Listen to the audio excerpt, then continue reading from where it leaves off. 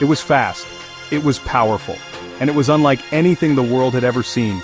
This is the story of the F-111 Aardvark, a revolutionary jet built with bold ambition and groundbreaking tech.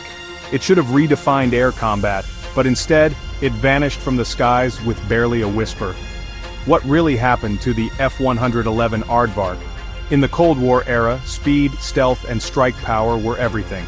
Enter the F-111, a twin-engine variable-sweep wing aircraft designed to do what no other jet had done before. It could take off like a fighter, cruise like a bomber, and navigate low through valleys at night using terrain-following radar. On paper, it was a perfect machine. But real life was a different story. The F-111 was born in the early 1960s under the Tactical Fighter Experimental Program, also known as TFX.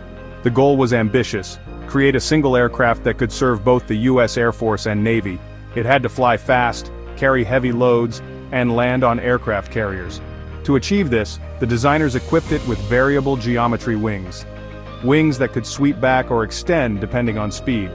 It was futuristic, daring, and expensive. But the F-111's road to success was anything but smooth. Test flights in the mid-60s faced technical problems.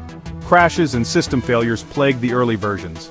The Navy dropped out of the program entirely, deciding it wasn't suitable for carrier operations. The Air Force pressed on, but public confidence was shaky.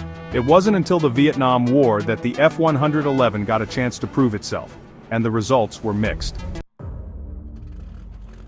In 1968, the F-111 made its combat debut in Vietnam.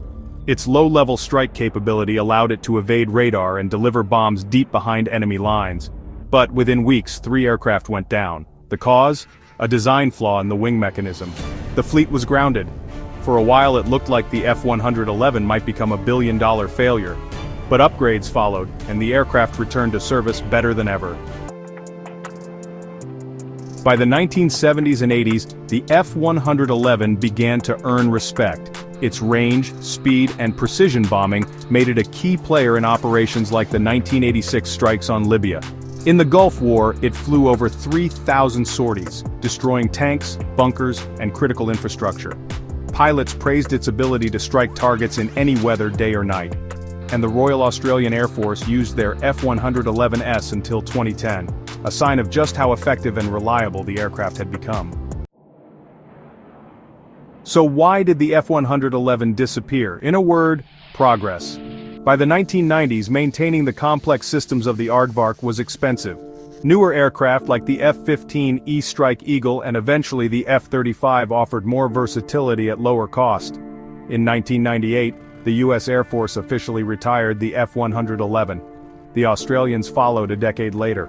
Just like that, the Aardvark's long, quiet career came to an end. Unlike the F-14 Tomcat or the SR-71 Blackbird, the F-111 never became a pop culture icon. It didn't star in blockbuster movies. It didn't have a sleek nickname or iconic silhouette. But behind its awkward name and bulky look was a machine that pushed the limits of aviation.